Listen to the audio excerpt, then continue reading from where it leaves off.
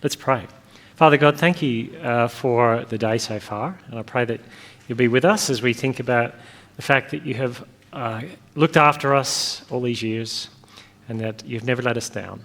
And we thank you for your gospel displayed in the book of Ruth and in the person of Ruth today. Amen. Well, today I'm going to look a little bit this afternoon at the big issue of anthropology. What does it mean to be human? And we'll start with the question, what is a woman, right? Well, today the courts decided that Sally Grover in the Giggle versus Tickle case, where a woman with an app for women to be involved in, lost the case about a transgender man to woman who said that that was discrimination, and it went to the courts, and it's going to go to the next court, of course, but it's been for all of the ideas that, hey, maybe we've reached the peak trans issue, it's still there. It's not going away, and the courts have doubled down on that. So it's interesting when we're talking about this, the question is always what is a woman? It's never what is a man, right? One of the reasons, it's around identity there. Around here, around men, I think there's issues of purpose, but it's never what is a man, it's always what is a woman. So how do we get to that stage? Because you look at that and you think, that's crazy. How does that actually work? And sometimes you can get very angry about that or despairing. But I think what I want to do is go underneath the surface of why those things are going on in our culture and why they've come to the surface and why they affect us as Christians and why it is that no one asks me, do you believe in dinosaurs? But they want to know what I think about ethical issues around sex or abortion or euthanasia. All those anthropological questions are facing us, and they're facing the younger generation of Christian friends, Christian kids who are going to university, and they have, 3 or 4 people in their classes who are trans, and it's just normal, and they're having to navigate that space, which we seem to be a little protected from. So we're going to look at some of the anthropological issues. Anyone remember when Guy Mason from City on a Hill Church came in to defend Andrew Thorburn, who was the Chief Executive Officer of Essendon Football Club for how many days? One day. And Koshy had him on the Sunrise Show. Now, the thing about Guy Mason and City on a Hill is that they were on the Sunrise Show about 10 years before this event, having a real puff piece about they were all hip and urban. And look at Guy, he's very hip and urban. He's got a haircut that could cut your fingers, it's so sharp, and far better hair than mine. And he had a puff piece, really, of there's a funky church meeting in a pub that's trying to reach Melbourne people. Now, City on a Hill has gone gangbusters, by the way. They've got 14 churches. Biggest Anglican setting in Melbourne, right? But it was found out that Andrew Thorburn was a member of that church that 14 years ago, as journalists discovered, there'd been sermons about abortion and sex and homosexuality, and why should he remain the CEO of Essendon Football Club, which is open and diverse? And he shouldn't be, and the pressure was such at the time. Now, never mind that he'd been the chairman or CEO of the NAB, which had a huge diversity program, which he helped roll out, because that's what you do when you're the CEO. And Guy came into David Koch's show. I actually had texted Guy a few days before, said all the best for that. He said, see how we go. But I thought, I wonder what's going to happen. Now, I used to watch Doctor Who when I was a kid. Anyone watch Doctor Who when they were a kid? The really scary versions? And the music? And you were hiding behind the couch? That's what I felt like watching this. As Koshy shredded Guy Mason. Guy, you say that Christianity and all this is open and loving and kind, and look at this. How could he be, Andrew Thorburn, the chairman of your board, be the CEO of a football club when he's homophobic? And Guy said, well, Jesus is all about life and love, which is exactly the line you give to your church during your vision casting day in October before your next year. But it's not the line that Koshy was going to live with. And he just went hard. And it felt like a real Kosh, like he'd put 500 5-cent pieces in a sock and came and smacked Guy over the head. And it felt like a moment. I thought, Guy, was on the ropes, and it was just that moment publicly where it kind of said, sorry, you aren't part of where we want to go as the future. Now, the interesting thing, though, was that the next Sunday, City on a Hill was packed. Packed. And journalists came down to watch. And I know Greg Sheridan, the foreign editor of The Australian, and he said the most secular people in Australia are journalists, and they were the ones with the loudest voices about where we're going as a culture. And they're all watching, they all came down. And the articles the next day were like, they wear jeans and leather jackets. What did you expect? Amish with the beard and, the sulky that, Ruth went to Sunday school in the, I don't even know what year it was, Ruth, but I'm not going to try to guess. But, what are they expecting? And there's this huge dissonance between, the cultural storytellers and us. And it's hard to navigate, and Guy got a bit of a shellacking. It's very hard to do. And I thought, phew, at least that's not me. Good on you, Guy. But it kind of is me, because here's me without a beard. You can see why I grew one. Years later, and that's my half-brother, William, at the top, on his wedding day, and that's his mum. My dad left my mum for his mum, and then had 2 more kids, one of my half-brothers. My daughter, this is 9 years ago now, my son, who's now 5 inches taller than me, and my daughter is married, that's my wife, Jill. And we went to my half-brother William's wedding, and I was MC, which is great. He said, can you come and MC my wedding? I went, yeah, I don't have to do a wedding, because I don't want to do all the other paperwork stuff because I hate it. And he married a South African who's fantastic, my sister-in-law, Jen. They're not Christian or by any stretch of the imagination. You should see his Facebook feed, and people say, is he really your brother? Yeah, you'd be surprised. But on their wedding day, 2016, the year before the plebiscite in Australia, and William's there, and I get to the church, the reception, and it's like big banquet tables, and I'm sitting there, and Jill's sitting there, and Jennifer, my sister-in-law, her brother and brother-in-law are sitting opposite us, Jill and me. Her brother and his husband from South Africa, who were married in 2014 because same-sex marriage was legal in South Africa before, and they're sitting opposite us. And there's us. And the first question you ask is, what's your name? Bayers, Leonard, Jill, Steve.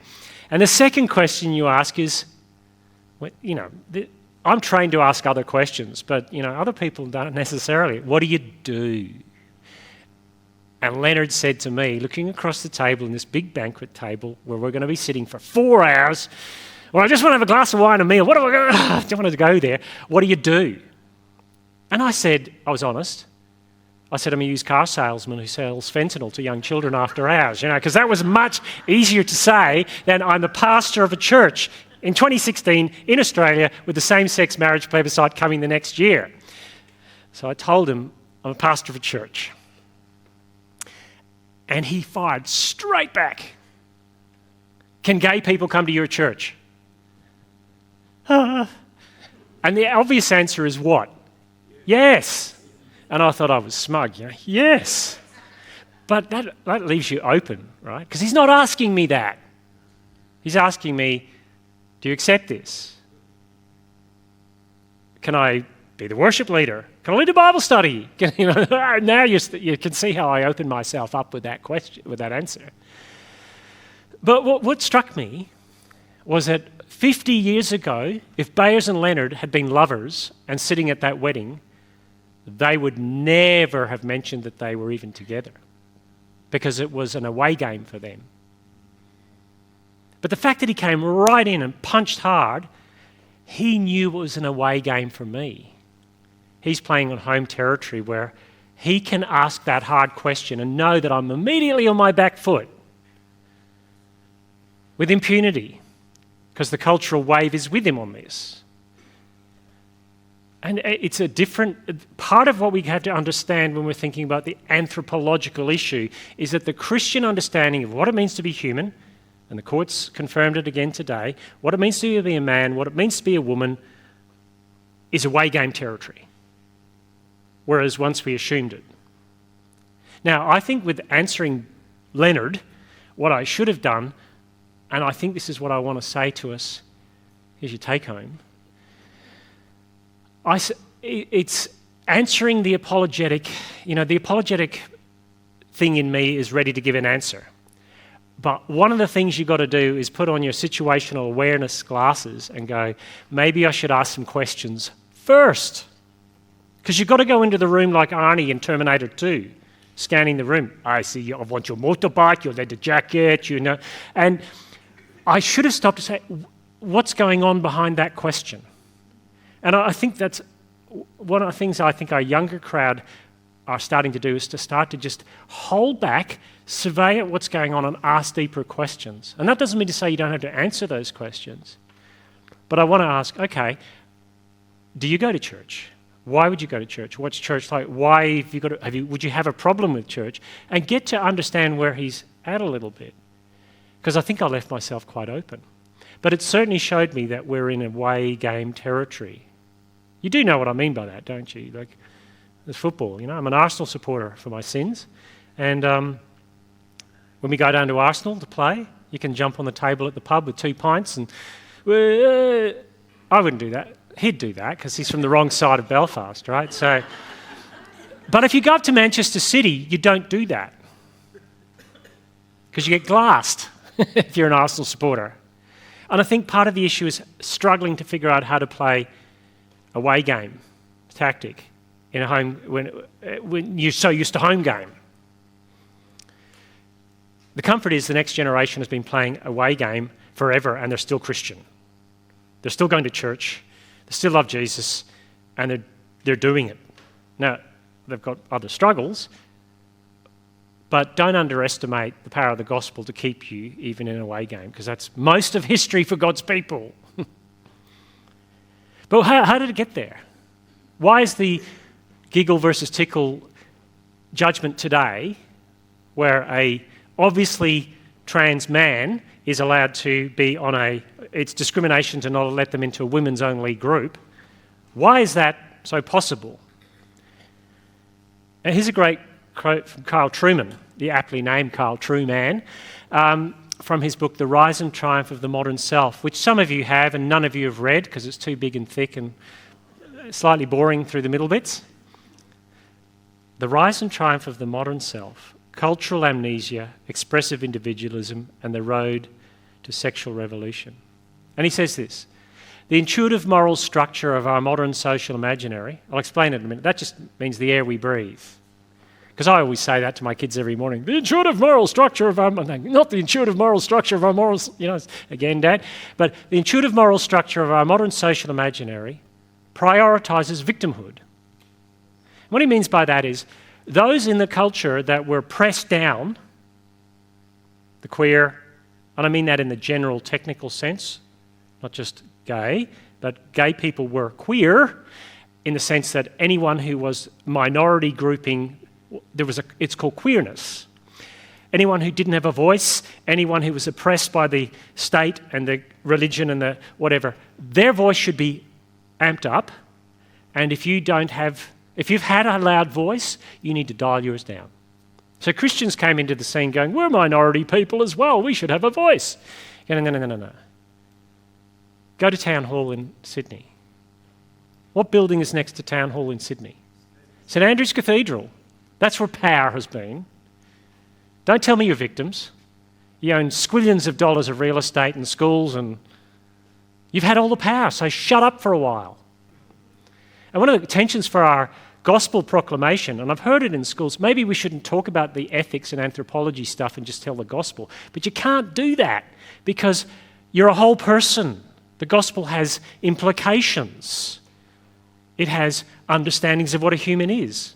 So you have to navigate this space very carefully.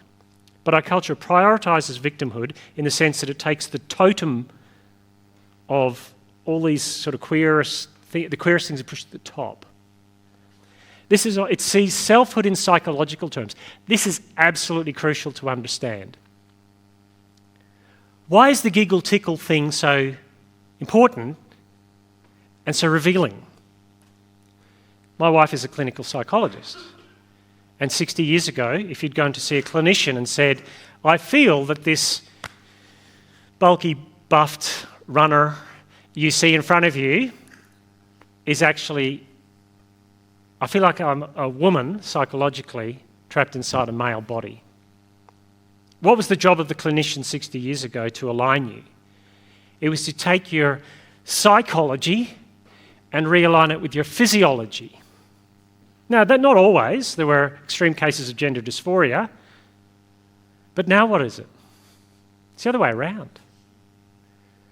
It doesn't really matter what this meat case indicates. Your true self is your inner self, who you believe yourself to be.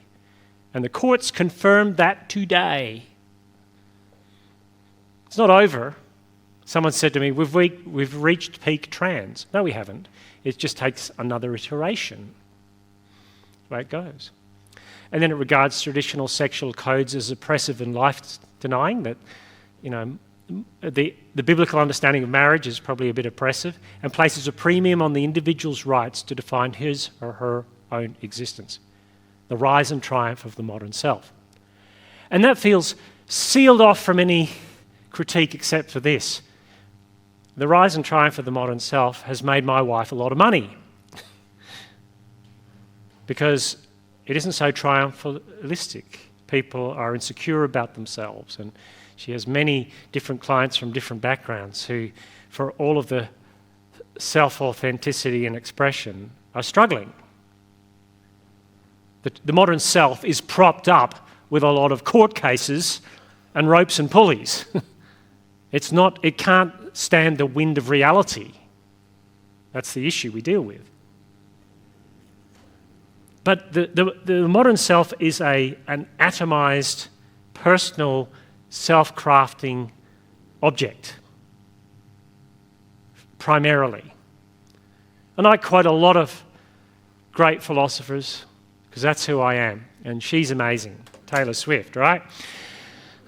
And she gave the commencement address at New York University in 2022. I kid you not. And she said, how do I give advice to this many people about their life choices? I won't. Scary news is you're on your own now. Cool news is you're on your own now. And if you read the transcript of the whole speech, it's very much keep your nose above the waterline, you're on your own. If you imagine giving that in 1967, the year I was born, at New York University, you're on your own. No. It was reach for the stars, people. And 2 years later, they did. The average age of a NASA engineer was 26 during the moon landing. 26-year-olds these days, uni is failure to launch, right? You're not getting off the ground. But what I think she gets right, and she gets a lot of stuff right in the sense that Taylor Swift reads the culture really, really, really well, is that it's both scary news and cool news that you're on your own now. And Alan Noble, in his book, You Are Not Your Own, says you both have the freedom and the huge responsibility of determining who you are, and it's liberating and crushing at the same time. Want to know why all the young people are in therapy? It's one of the reasons. Trevin Wax from the Gospel Coalition, I mentioned it this morning. Today we're facing a third major crisis in the modern world. He reckons this time the focus is on anthropology, the nature and destiny of humankind. What's a human being? What does it mean to be made in God's image, to be created male and female? Do we receive our identity and purpose, or do we create identity and meaning for ourselves? Which is why you get a term like gender assigned at birth. And that has been put upon you by a system, including your parents. It's just assigned to you, and gender is fluid. Now, gender and biology are different things, but I haven't got time to go into all that now. But that's an interesting statement. And so you get campaign after campaign, pledge to protect trans and non-binary people. And that's what it's like. And then you get the mother witch of them all who speaks against it, J.K. Rowling. And it's really interesting listening to a podcast about the witch trials of J.K. Rowling. You can get it on... Go and check out the podcast, Witch Trials of J.K. Rowling, and listen to the fact that most young people who are not from a religious background at the moment assume that everything that J.K. Rowling says about what it means to be a human and what it means to be a woman is wrong. Not all of them, but they're just not going to give her a hearing, or you a hearing, if you won't affirm that immediately. That's how binary it is, ironically. Rhys Laverty, about 3 years ago, wrote this article, probably it's a bit small there, "What do you plan to be hated for?" And he's got a picture of Ridley and Latimer, which we talked about, the cross on the middle of Oxford. But he said this: "We no longer live in a world which simply hates grace. We live in a world which hates nature." And understanding this fact is one of the most urgent priorities in Christian discipleship today. It isn't just that people disagree with us about how a person is put right with God, even if they need to be. It's the very foundational understanding of what it means to be human is up for grabs. The Genesis 1 and 2 stuff, foundational in our understanding, is flipped. And I wrote about it in Being the Bad Guys, that when David McAlpine had a doctor had said he would not refer to a large bearded man with the pronouns of her choice and brought before a tribunal, he thought that he could use the foundations of human rights in Genesis 1 and 2 as his reasoning, and the hearing struck that down, said those are incompatible with transgender rights. So I think one of the things we thought was that we all believe roughly in the same human rights framework in the world and what it means to be human, but we don't anymore. That's very different. And what we thought was the foundation of human rights, all made in the image of God, with value, dignity and worth, is now seen increasingly as a threat to human rights. And we have to let that sink in. And it's not just about sex. It's about the goal of being a human. What is a human for? So it hoovers up all of the big ethical issues. Tom Holland, once again, not Spider-Man, put this tweet up a few years ago. No, this is really post-Christian. I'll read it to you. New Canadian survey on attitudes to euthanasia. By the way, Canada has one of the highest euthanasia rates in the world. In the last 5 years, 5% of Canadians have died through euthanasia. I said not 5% of Canadians, that would be a lot. 5% of all deaths in Canada, euthanasia. And the figures are rising and getting younger and across more issues. Even the secular newspapers are writing about it. New Canadian survey on attitudes to euthanasia. 27% think people should have access to euthanasia because of poverty. 41% among the 18 to 34-year-olds think that. 28% of people think you should have access to euthanasia because of homelessness. That negative gearing is going to really... Anyway, 43% for mental illness. Now that always troubles me because we spend billions trying to solve mental illness, but if we run out of billions, here's an option. And 50% for being disabled, rising to 60% believe that among 18 to 34-year-olds. Because it's the social imaginary among 18 to 34-year-olds. And those figures will rise because the 18 to 34-year-olds now will be running the country in 30 years' time. Now, I said to a friend of mine who is theologically pretty savvy, why are those figures so high? And he said, oh, because people don't believe in the image of God anymore. I go, no. This is not a zombie apocalypse of awfulness that we're looking at. This is the end result of extreme autonomy. We don't have a community that says you can and can't do that, or have a community understanding of yourself. It's your choice. It's about choice. End of life, start of life, middle of life is all about choice. And if you have no hope... Now I was doing the figures, Ruth. How many years ago that Noel died? I think about suffering. And I think about how we view people who suffer and how we marginalise them because we're afraid of suffering because it says something about our mortality. And the early church was immediately weird. Vijay Gupta's book, The First Christians, Strange Religion. And they were into weird stuff, but compelling stuff. Because it was different for women and slaves and children than the Roman Empire. And that's critical to understanding. And so I remember running. Do you remember running? I'll just leave that again. One day, I started running, this had been after COVID, I think, running down near our house in Perth. And I could see a caseworker or someone in an NDIS kind of, or a aged care facility outfit, walking an old woman who had clearly got an intellectual disability and a physical disability down by the river. And as I ran, I slowed down and I put my hand up, and she gently put her hand up and we gave each other a high five, and she laughed and I ran on. And I bet I was the only person that week who wasn't paid to touch her.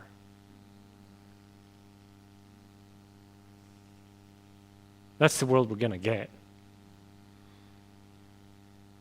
And I'd like to, people say you're very political about this stuff, no, it's actually a gospel issue. It's a heart issue. It's like, how does Jesus think of that woman?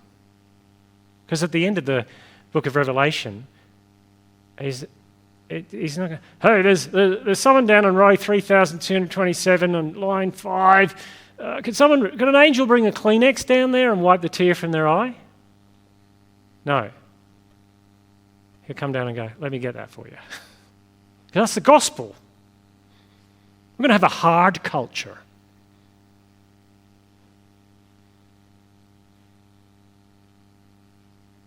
And the rich and the powerful think they've got a way out, called transhumanism. Peter Thiel, who's a radical, conservative, gay, Christianized tech bro, add that up, was interviewed by Ross Douthat. I've quoted Ross Douthat as one of my personal heroes in America, conservative Roman Catholic writer for the New York Times. His books are fantastic, his articles are great, he predicts the future. 20 years before it happens, he says this is what's coming. And he interviewed Peter Thiel. And Ross Douthat said, I think you would prefer the human race to endure, right? And Thiel goes, you're hesitating. Well, I don't know. I would Douthat, that's a long hesitation. There's so many questions implicit in this. Douthat, should the human race survive? Yes. That was a begrudging yes if you listen to the podcast. Okay. But I also would like us to radically solve these problems, and so it's always, transhumanism is the ideal. Can we take us from the surly bonds of our bodies and implant us? That's our hope.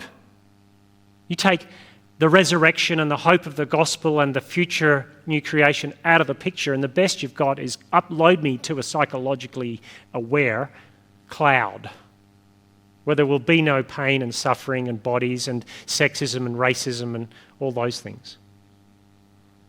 That's a very thin hope. And I don't think people are buying it. And it's not just those issues. It's not even just screening. It's deep genetic testing of every embryo. This is Noor Siddiqui, who runs an organisation called Orchid, which does 2,300 pre-screens of possible genetic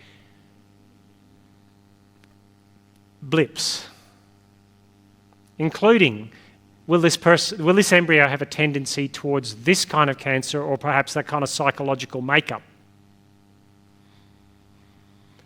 And she says, I think this is something that society has been waiting for for generations. So much had to develop in the history of humans for us to be able to get here. It's up to us to decide the morality and how it's used. It's just data on embryos at the earliest possible stage. And she has 14 embryos on ice that they're doing testing for. And then she'll decide. It's not even that they have anything, it's that the percentages have increased, like from 1% to 2%. This is eugenics. A certain Herr Hitler was only 80 years early, right? And when I read the article about Iceland having conquered Down syndrome, I was like, wow, well, there you go. Early screening, get rid of every baby. 0 cases of Down syndrome in Iceland. 0. Yet, here's the irony. When you want to go to Target and you look at an ad of diversity, it's always got a young person with Down syndrome on it. We don't have any ethical understanding of how to land on that apart from, and I think this is true, we roll out our ethics by aesthetics. Gay marriage, for example, it was hard to argue the ethical question because the aesthetic question of it, the beauty of it. And we were ill prepared for that because Auntie Mabel was really against gay marriage until her nephew brought his boyfriend around and they had a great time over dinner and he was so lovely, and next minute, that's the way it works.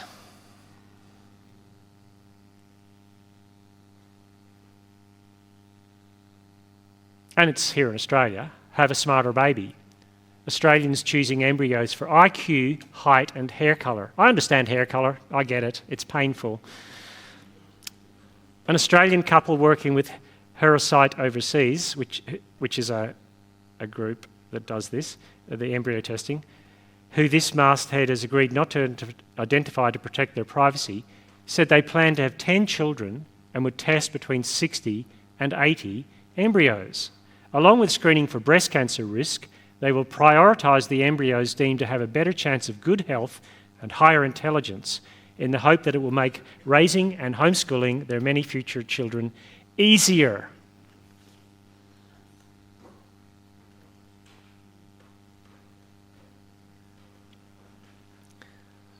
I think one of the things that struck me, and it struck the writer of the article about Noor Siddiqui,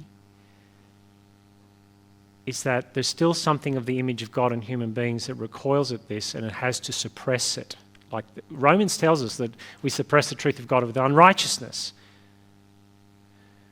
Helena de Bertodano, who wrote the article, said, although a lot of what she says makes good sense, I find that anyone I talk to about Orchid almost physically recoils when I try to explain what it is doing.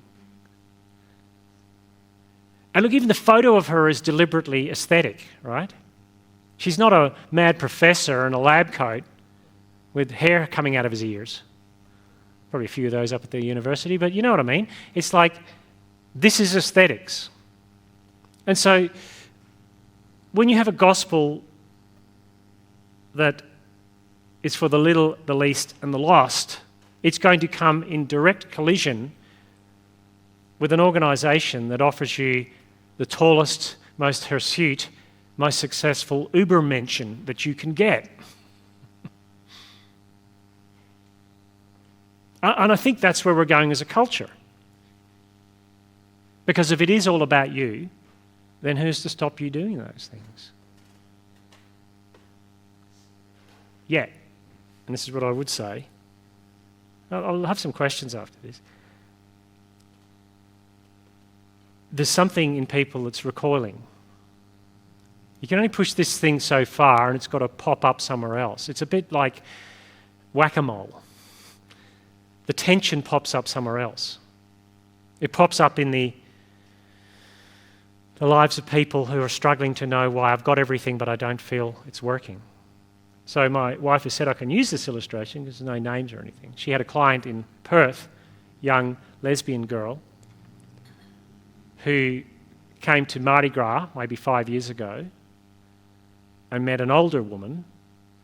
They fell in love. So Jill's client moved to Sydney to live with this older woman who, it turns out, is like in many lesbian relationships, there's a bit of a domestic violence situation. Younger, smaller, built girl, larger, older Pacifica with some alcohol problems. And interestingly, we moved to Leichhardt, and the only way that Jill's client found out we lived in Leichhardt is on a telehealth session when the plane went over both of our houses at the same time. But we don't know. But you know, their dog died. And they couldn't get over it. And they started thinking about death. They started listening to Christian radio and hymns. They said, maybe we should go to church. Now, in Leichhardt, there's the wokest church and the wokest banners I have ever seen. And so Jill's having this conversation with her client who's over a period of months, we're going to go to church. And Jill can't say, well, you should do, here's Summerhill Anglican where we go, I'll see you on Sunday. She can't do that. And they'd done all the research, and this was the church that fitted them. And they went, and they hated it.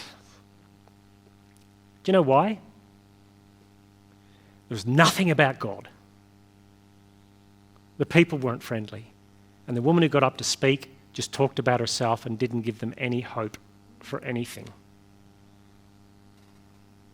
And so the newspapers can scream out loud that churches need to get with the times, but we've done that for 50 or 60 years.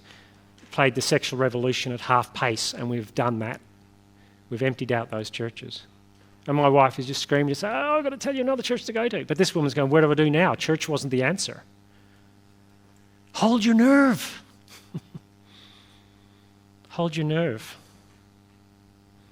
And that's what Trevin Wack says.